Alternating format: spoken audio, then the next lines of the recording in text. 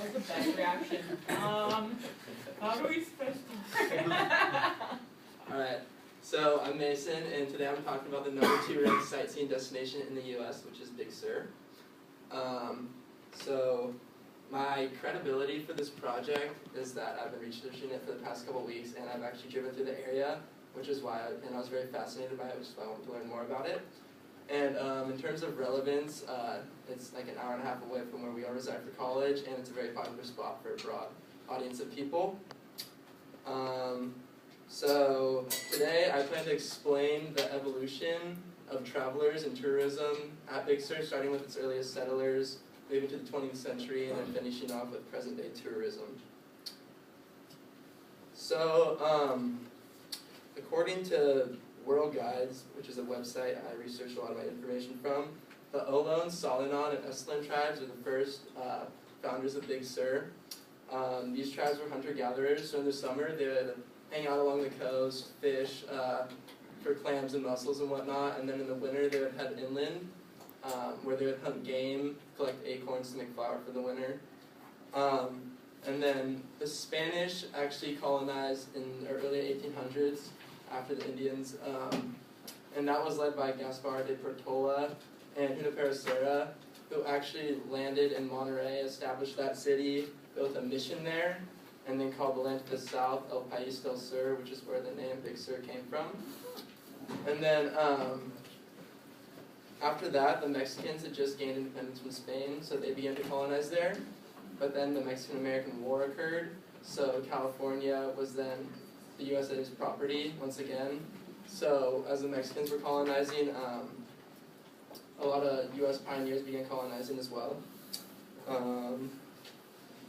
And this is when a lot of familiar names like Nicolet Falls and Pfeiffer Beach came along, because those were like the first settlers who ever went to Big Sur.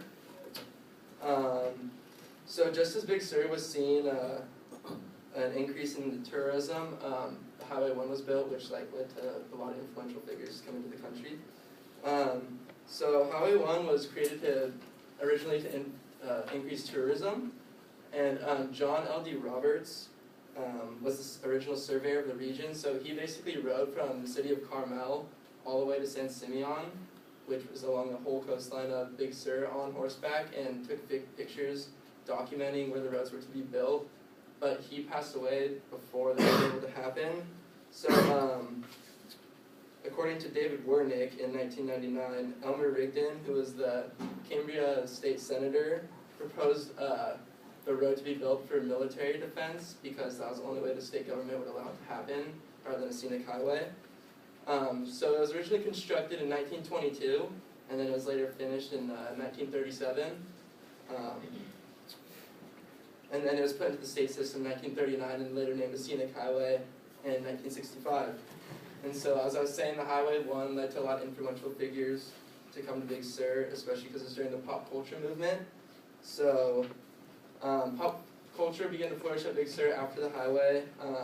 It was just basically a getaway for artists and writers, because it's very isolated and beautiful, and they had the freedom to express themselves here.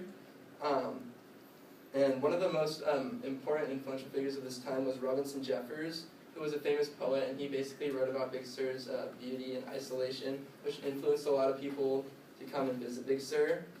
But according to Big Sur coastline, Henry Miller was the most important figure of this time. He lived here for the last part of his life, and he wrote over 250 books about Big Sur, and several thousand letters as well.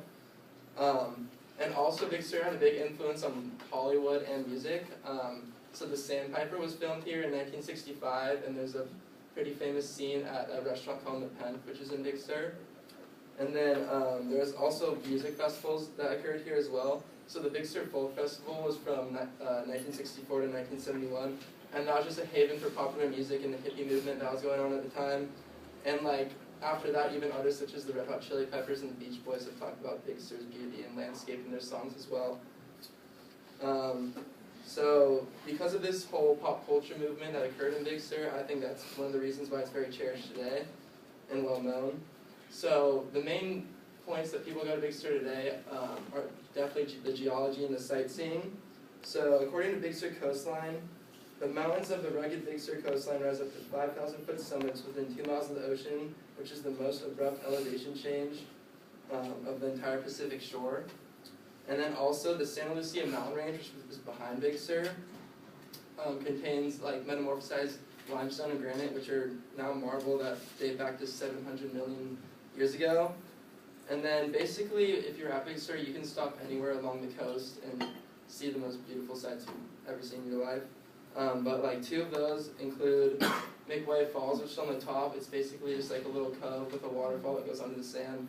And then Pfeiffer Beach is on the bottom, and it has like purple sand, a bunch of arch rocks. And these are all actually pictures I took when I was there. And so, in conclusion, I hope to have covered basically the evolution of exploration and tourism at Big Sur, starting with its early settlers, moving to the 20th century, and ending with present-day tourism. And I believe even though all the travelers that went to Big Sur had different small intentions, the common factor of its beauty drew them all in, and hopefully you guys get to experience it one day.